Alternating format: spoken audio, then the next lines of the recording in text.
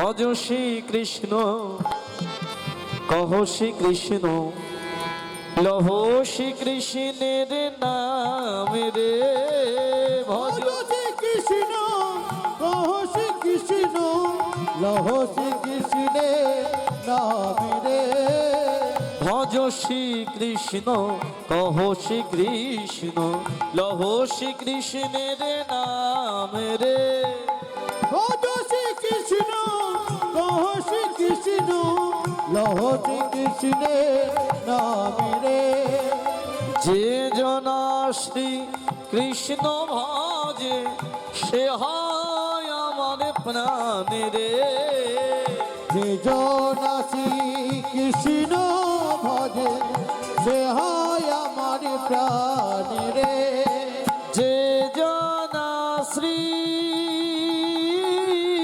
কৃষ্ণ ভজে সে হয় আমার প্রাণ রে যে জনা শ্রী হরি হরি হরি কৃষ্ণ ভজে সে হয় আমার প্রাণ রে এই যে ছেলেটা দুই বাহু তুলে নৃত্য করতে করতে রথে আস্তে আস্তে এই নামটা গাইছে। ছেলেটাকে জানতে পারবেন একটু সবাই মিলে দেখি দুই বাহু তুলে গাই তো প্রত্যেকে একসাথে। ভজ শ্রী কৃষ্ণ কহ শ্রী কৃষ্ণ লহ শ্রী কৃষ্ণের নাম রে ভজ শ্রী কৃষ্ণ কহ শ্রী কৃষ্ণ লহ শ্রী কৃষ্ণের নাম রে ভজ শ্রী কৃষ্ণ কহ শ্রী কৃষ্ণ লহ শ্রী কৃষ্ণের নাম রে এই, হাত নামা হাত নামা নাও না। আরে হাতটা নামাতে বললাম তো। ওমা যে ছেলেটা রথে নাম গাইতে গাইতে আসছিল, নামটা শোনা মাত্রই ভগবান এই কোণে যে দাঁড়িয়েছিল একদম ছুটে গিয়ে সেই রথের সামনে দাঁড়িয়ে ছেলেটাকে বলে বললো, এই তোর হাতটা নামা, নিচে নেমে আয়, নিচে নেমে আয়, নিচে নেমে আয়। আর যেই বলেছে ছেলেটা এক লাফে রথ থেকে সোজা নিচে নেমে একদম ভগবানের চরণে। কি সৌভাগ্য আমার, যার নাম আমি মুখে গাইতে গাইতে আসছি সেই সাক্ষাৎ ভগবানকে দেখতে পাচ্ছি। ভগবান শ্রীকৃষ্ণ বলে, রে কে তুই রে, কি নাম তোর, এত সুন্দর আমার নাম গাইছিলিস? ছেলেটা বলে, সুন্দর কিনা জানি না, তবে সারাক্ষণ আমি তোমারই নাম গাই। বাহ বাহ বাহ, এই তোর একটু পরিচয় দে তো, কোথায় বাড়ি তোর, কি নাম তোর? যেই বলেছে ছেলেটা বলে, গোবিন্দ পরিচয় দিলেই চিনতে পারবেন। বলে, চেনার জন্যই তো পরিচয় চাইছি, বল বল বল। বলে, শুনুন, এই কুরুক্ষেত্রের যুদ্ধে আপনি যাদের দলে আছেন আমি হলাম সেই বংশের ছেলে। ভগবান কাদের দলে ছিল মা? কাদের? চন্দ্রবংশী। আমি বলেছি কৌরব আর পাণ্ডবদের মধ্যে কাদের দলে ছিল? বলে, কে দেখেছে আর তুই দেখিস, তা দেখতেও পাবিও না। হ্যাঁ, কৌরবদের দলে ছিল তো ভগবান, পাণ্ডবদের দলে ছিল। যাই হোক, ভগবানকে ছেলেটা বলল, গোবিন্দ আপনি যাদের দলে আছেন আমি হলাম সেই বংশের ছেলে। ভগবান বলে, আমি তো পাণ্ডবদের দলে থাকি। বলে, আমি তো ওদেরই ছেলে। এই তুই পাণ্ডবদের ছেলে? কই, আমি কোনোদিন তো তোকে দেখিনি। বলে, আমি তো এখানে থাকি না। এই ভালো করে পরিচয় দিত। ছেলেটা বলে, শুনুন, ওই পঞ্চ পাণ্ডবের মধ্যে সব থেকে যে মোটা আর বেশি খায়, কি নাম? হ্যাঁ, ভীম। ছেলেটা বলছে, আমি হলাম ভীমের ছেলে ঘটোৎকচ, আর ঘটোৎকচের আমি একমাত্র ছেলে, আমার নাম হলো বর্বরিক। এই কি বললি, তোর নামটা আর একবার বল।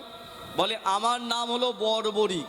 মায়েরা ভালো করে জেনে রাখুন, পঞ্চ পাণ্ডবদের মধ্যে ভীম একটা রাক্ষসীকে বিয়ে করেছিল যার নাম হিড়িম্বা। সেই হিড়িম্বার ছেলে ছিল ঘটোৎকচ। এত মালপত্র কোথায় ছিল বলতো? কত লোকের খাবার, প্রচুর ব্যাপার, সিংহাসন টিংহাসন, সুটকেস টুটকেস, কি ব্যাপার। উফ বাবা, আপনারা পারেন। নেতাই গৌর হরি বল হরি। আবার কালকেও আছে নাকি? হ্যাঁ, কালকে না গান থাকলে আমি থেকেই যেতাম, যা খাবার বাহার দেখতে পাচ্ছি। নেতাই গৌর হরি বল হরি বল হরি বল। হ্যাঁ, রাধে। আবার তিন তেল, এত নামিয়ে যাচ্ছে। নেতাই গৌর হরি বল। আস্তে মন দিয়ে শুনুন ছেলে, আস্তে মন দিন। যেখানে ছিলাম, পাঞ্চ পাণ্ডবের মধ্যে ভীম একটা রাক্ষসীকে বিয়ে করেছিল যার নাম হিড়িম্বা। আর হিড়িম্বার একমাত্র ছেলে ঘটোৎকচ। ঘটোৎকচের ছেলে হলো এই রথে করে আসে যার নাম বর্বরিক। ভগবান বলে, এই তার মানে তুই ভীমের নাতি? তাই তো, ভীমের নাতি হচ্ছে। ভীমের ছেলে যদি ঘটোৎকচ হয়, ঘটোৎকচের ছেলে যদি বর্বরিক হয়, বর্বরিক তাহলে ভীমের নাতি। ভগবান বলে, ও পাণ্ডবদের রক্ত শরীরে আছে বলেই তো আমার নাম এত সুন্দর করছিস, নাহলে তো কৌরবরা কেউ আমার নাম করে না। আরে যাচ্ছিস কোথায় তুই? যুদ্ধ করতে। ও মা, ছেলেটাকে জিজ্ঞাসা করলো বর্বরিক, এই গোবিন্দ জিজ্ঞাসা করলো, আরে বর্বরিক তুই এরা আবার কোথায় ছিল বলতো সব?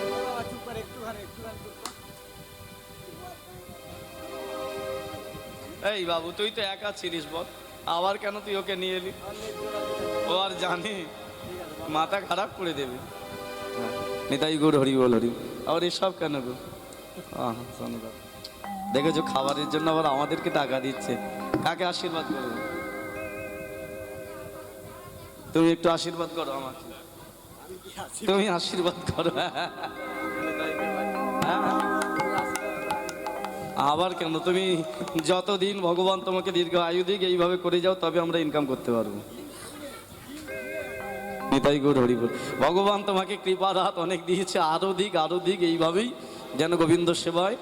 মেন ব্যাপারটা কি জানেন, এই জগতে যখন আমাদের টাকা পয়সা হয় না, আমরা নিজেদের আনন্দের জন্য ভাবি, কেউ বাড়ি করে গাড়ি কেনে, এগুলো ভাবি। কিন্তু ভগবানের জন্য কতজন ভাবি বলুন তো? যে অর্থ দিয়েছে সেই অর্থ দিয়ে আমি একটু গোবিন্দকে সেবা দিই। আজকে আপাত দৃষ্টিতে দেখুন, একটা মানুষের বাড়িতে 5 জন এলে, ভালো করে বিচার করে দেখবেন, একটা মানুষের বাড়িতে যদি 5 জন কুটুম আসে, তার কত ঝামেলা বলুন তো? তাদের খেতে দেওয়া, তাদের ঘুমাতে দেওয়া, তাদের শুতে দেওয়া, তাদের রান্না করা। আজকে এত মানুষ এলো, সেবা দিল, কে করালো? কৃপা না থাকলে এগুলো হয় না। কৃপা না থাকলে কোনোদিন এগুলো হয় না। সেই কৃপা পেয়েছি, আশা করি আগামী দিনে এই কৃপার দ্বারা আশা না হচ্ছে না। আচ্ছা আচ্ছা, বৃষ্টি হলো, সব শুনেছি আমি। আচ্ছা, নিতাই গৌর হরি বল। আমি সব শুনেছি, আমার সাথে অনেক দিন ধরে 8 মাস ধরে কথা হচ্ছে। হ্যাঁ আছে, গোবিন্দের কৃপা আছে, কিন্তু এইখানে একটু কৃপা হলে ভালো লাগতো। মানে প্রতিদিন কি বলুন তো, ভর্তি ভর্তি হাজার হাজার দেখে দেখে যখন এই 4-5 জন দেখি, কষ্ট হয় খুব। এই হচ্ছে ব্যাপার। যাই হোক, একটু মন দিয়ে শুনুন, আর কোনো কথা নাই। এই জায়গা থেকে পুরো ডিপলিভাবে প্রবেশ করুন। ভগবান শ্রীকৃষ্ণ বললো, এই বর্বরিক তুই ভীমের নাতি? বলে হ্যাঁ। তা যাচ্ছিস কোথায়? বর্বরিক বলে, গোবিন্দ আমি যুদ্ধ করবো কাল থেকে। ভগবান বলে, বাহ বাহ বাহ বাহ বাহ, সত্যি তুই যুদ্ধ করবি? বলে হ্যাঁ। ভগবান বলে, শোন, এই তোকে যুদ্ধ করতে হবে না। বর্বরিক বলে, কেন? যুদ্ধ করতে এসেছি, যুদ্ধ করবো না কেন? বলে, শোন, তুই এত সুন্দর নাম গাইছিলিস না আমার, ওই নামটার আমি প্রেমে পড়ে গেছি। এক কাজ করিস, কালকে থেকে যুদ্ধ যখন শুরু হবে, আমি তো অর্জুনের রথে বসে থাকবো, আর তুই আমার ওই বাম পাশটায় দাঁড়িয়ে দাঁড়িয়ে এইরকম সুরে সুরে আমাকে নাম শোনাবি। আমি কথা দিচ্ছি তোকে, এই 18 দিন যুদ্ধে তোকে কেউ মারতে পারবে না। যেই ভগবান বলেছে, বর্বরিক বলে, গোবিন্দ আমি তো পারবো না তোমাকে নাম শোনাতে। ভগবান বলে, কেন? এই তো রথে এত সুন্দর নেচে নেচে নাম শোনাচ্ছিলিস আমাকে, আর যেই আমি বলেছি পারবি না কেন? বর্বরিক বলে, এ কারণেই পারবো না, এই কুরুক্ষেত্রের যুদ্ধে আমি সিদ্ধান্ত নিয়েছি, তোমাদের দল অর্থাৎ পঞ্চর পাণ্ডবের দিকে আমি থাকবো না, আমি কৌরবদের দলের হয়ে যুদ্ধ করব। বর্বরিক, তোকে তো আমি আমার পরম ভক্ত ভেবেছিলাম, কি সুন্দর তুই আমার গুণকীর্তন করছিলিস, কিন্তু তুই তো মোটেই ভালো ছেলে নয়। তুই পাণ্ডবদের বংশ পরিচয় দিলি, ওদের রক্ত তোর শরীরে আছে, তুই এদের বংশের ছেলে, কেন কৌরবদের দলে যাবি? ভগবানের মনটা খারাপ হলো, ভগবানের মনে একটু রাগ হলো। বর্বরিক বলে, গোবিন্দ দাঁড়ান, রেগে যাবেন না, আমি এ কারণেই কৌরবদের দলে যাচ্ছি। আমি যুদ্ধে যখন আসছিলাম না, আমার মা আমার হাতটা ধরে বললো, বর্বরিক যুদ্ধে তুই যাচ্ছিস যা, তবে শোন, যুদ্ধ করার আগে দুটো পক্ষকে চোখ দিয়ে দেখবি আর মন দিয়ে বুদ্ধি দিয়ে বিচার করবি। যাদেরকে মনে হবে দুর্বল, সেটা কৌরব বা পাণ্ডব, যাদেরকে দুর্বল মনে হবে তুই তাদের দলের হয়ে যুদ্ধ করিস। ভগবান বলে, বাহ, এটা তো প্রত্যেকটা মায়ের কর্তব্য তার ছেলেকে বলা, যে সমাজে যারা একটু দুর্বল কমজোরি তাদের দেখিস বাবা। হ্যাঁ, তোর মাও তো ঠিক কথা বলেছে। এই তা তোর কোন দিক থেকে মনে হলো কৌরবরা দুর্বল? হ্যাঁ, এই বর্বরিক, কৌরবরা দুর্বল কেন মনে হলো? শোন, তোর মাথায় অত বুদ্ধি শুদ্ধি নেই, তোর মাথায় একটু কম বুদ্ধি আছে। বর্বরিক বলে, গোবিন্দ কেন? বলে, শোন, তোর পঞ্চ পাণ্ডব দাদুরা দুর্বল। বর্বরিক বলে, গোবিন্দ কি করে এরা দুর্বল হলো? বলে, এই তোর পাণ্ডব দাদুরা ক ভাই? ক ভাই? 5 ভাই। আর কৌরব দাদুরা কত ভাই? 100 ভাই। কৌরবরা তো 100। হ্যাঁ, এবার বর্বরিক তুই বল, একদিকে 5 জন আর একদিকে 100 জন যদি মারপিট হয় কারা জিতবে? এইদিকে ধরে নিন 5 জন আর এদিকে 100 জন, মারপিট শুরু হলো, কারা জিতবে? 100 জন জিতবে। 5 জনকে মেরে একদম শেষ করে দেবে। ভগবান বর্বরিককে বলছে, তুই বাচ্চা ছেলে, তোর মাথায় অত বুদ্ধিশুদ্ধি নেই। দুর্বল হলো পাণ্ডবরা আর সবল হলো কৌরবরা। ওরা এমনিতেই 100 আছে, এরা 5 আছে, তুই এদের দলে যোগদান কর, এরা 5 থেকে 6 হবে।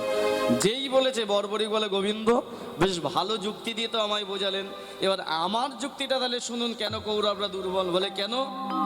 এরা 100 জন হলে কি হবে? এদের দলে তুমি অর্থাৎ আমার গোবিন্দ তো না, আমার গোবিন্দ তো না। কিন্তু এরা 5 জন হলে কি হবে? এদের দলে তুমি আছো অর্থাৎ আমার গোবিন্দই আছো। তাই আমার কি মনে হয় জানো, যাদের দলে আমার গোবিন্দ থাকে বলে তারা কি দুর্বল হতে পারে? নিতাই গৌর হরি হরি হরি বল। তারা কি দুর্বল হতে পারে? তারা কি দুর্বল হতে পারে? যে পক্ষে আমার গোবিন্দ থাকে, দুর্বল হতে পারে? যে পক্ষে আমার গোবিন্দ থাকে, তারা কি দুর্বল হতে পারে? একটা যুক্তি ভক্ত রূপে দিল, বাচ্চাটাকে বসাতে হবে, ও বোঝে না, ওকে যেন মাকে নিতে বলুন। না জানি তাই, ঠিক আছে, একটু কথা বলবেন না, ও ঠাকুর মতো। এই যে একটা যুক্তি, তাতেই কাপি। বর্বরিক বলে উঠলো, গোবিন্দ ওরা 100 জন হলে কি হবে? ওদের দলে তুমি নেই, কিন্তু এরা পঞ্চপাণ্ডব, এদের দলে তুমি আছো। এই পৃথিবীতে সব থেকে শক্তিশালী তুমি, এরা 5 জন কেন, 1 জন হলেও এরা সর্বশ্রেষ্ঠ। যেই বলেছে এই কথা, ভগবান মনে মনে ভাবলো, না না না, এ তো তাহলে যে সে ছেলে নয়, যে আমাকে এত ভালো চেনে। আমি পঞ্চপাণ্ডবদের দলে আছি তাই এরা শক্তিশালী দল, আমি কৌরবদের দলে নেই তাই কৌরবরা দুর্বল। তার মানে এ ছেলে তো যে সে ছেলে নয়, একে কৌরবদের দলে যাওয়ার আগে একটু পরীক্ষা করে নিতে হবে। এই বর্বরিক, তুই কৌরবদের দলে যাবি, কাল থেকে যুদ্ধ করবি। আচ্ছা, কি অস্ত্র নিয়ে এসেছিস দেখা তো আমাকে। পকেট পুরো ফাঁকা, কিচ্ছু নেই। কিচ্ছু নেই পকেটে?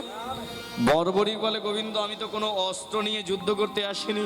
ভগবান বলে, তাহলে তো প্রথমেই তুই মরে যাবি। বলে, না না না না না, এই অস্ত্র নিয়ে আসিনিস, তবু তুই মরবি না বলছিস কি করে? বলে, একটা অস্ত্র আমার হৃদয়ের ভিতরে আছে। ভগবান বলে, কি অস্ত্র রে? দেখা তো। বলে, দেখানো যায় না। এই অত ভনিতা না করে বলতো কি অস্ত্র আছে। ভগবান পরীক্ষা করছে বর্বরিককে। বর্বরিক বলে, ওটা হলো তোমার নামের অস্ত্র। বর্বরিক, আমার নামের অস্ত্র মানে?